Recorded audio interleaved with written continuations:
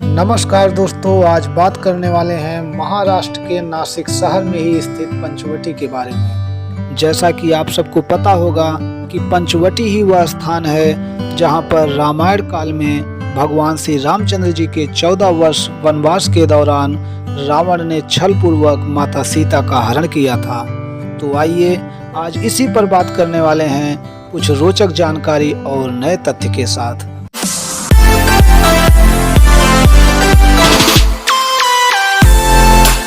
तो आप सभी दर्शकों का हमारे YouTube चैनल अमेजिंग माई इंडिया पर बहुत बहुत स्वागत है। पंचवटी गोदावरी नदी के तट पर स्थित एक बहुत ही स्वच्छ एवं शांत पर्यटन स्थल है, जो कि हिंदू महाकाव्य रामायण से बहुत ही गहरा संबंध रखता है। पंचवटी में 5 बरगद के पेड़ों का समूह है, जिसकी वजह से इस जगह का नाम पंचवटी पड़ा।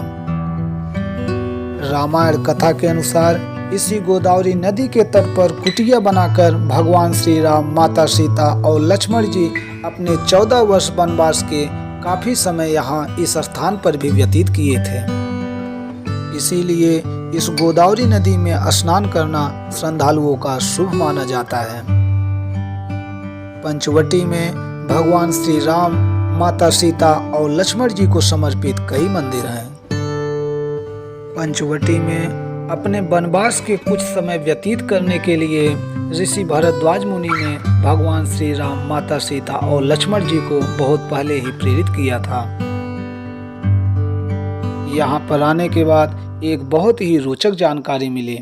रामायण कथा के अनुसार पंचवटी ही वह स्थान है जहाँ पर भगवान श्री रामचंद्र जी ने अपने भाई लक्ष्मण से एक बात छुपाई थी। भगवान श्री रामचंद्र जी ने एक बार अपने भाई लक्ष्मण से कहा कि हे तात लक्ष्मण, तुम जंगल में जाकर के कुछ कंदमूल फल ले आओ, जिससे हम सबके भूख प्यास की तृप्ति हो, क्योंकि यह स्थान उस समय दंडकारण्य जंगल का एक बहुत बड़ा हिस्सा हुआ करता था। लक्ष्मण के जाने के बाद श्री रामचंद्र जी ने माता सीता जी से आग्रह किया कि हे सीता, तुम कुछ दिन तक अग्नि में वास करो, जिससे मैं यहाँ निवास करने वाले राक्षसों को मारकर पृथ्वी का भार हटा सकूं। इस कथा का सुंदर वर्णन श्री रामचरितमानस के अरण्य कांड में देखने को मिलता है, जहाँ पर गोस्वामी तुलसीदास जी ने लिखा है कि तुम पावक मोह करहु निवासा, अजौ लगी करहु निशाचर नासा। ऐसा आग्रह करने पर इसी स्थान पर माता सीता जी अग्नि में वास के लिए जाती हैं और अपनी छाया प्रति को इसी पंचवटी स्थान में रख देती हैं, जिसके आगे की कथा शायद आप लोगों को भली भांति परिचित होंगे या मालूम होगा कि इसके बाद रावण ने इसी पंचवटी स्थान से छलपूर्वक माता सीता का हरण किया था। इन सब कथाओं की वजह से ही पंचवटी को हिंदुओं के प्रमुख धार्मिक स्थलों में से एक माना जाता है।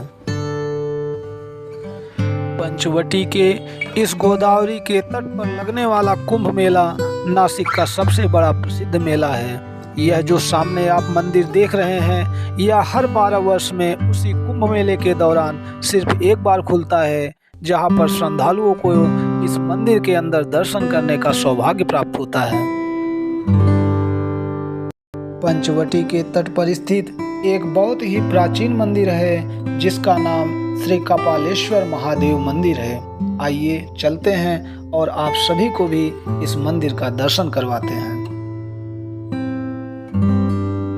भगवान शिव के अन्य मंदिरों की तरह यहाँ पर द्वारपाल के रूप में आपको भगवान नंदी की कोई मूर्ति देखने को नहीं मिलेगी। प्राचीन कथा के अनुसार एक बार भगवान शिव ने एक गाय का वध कर दिया था। फिर उन्हें नंदी ने इसी गोदावरी नदी के रामकुंड में स्नान करने के लिए भगवान शंकर को नासिक जाने को कहा। फिर नंदी के निर्देश के अनुसार उन्होंने यहाँ पर रामकुंड में एक पवित्र डुबकी लगाई और कुछ समय के लिए ध्यान लगाया।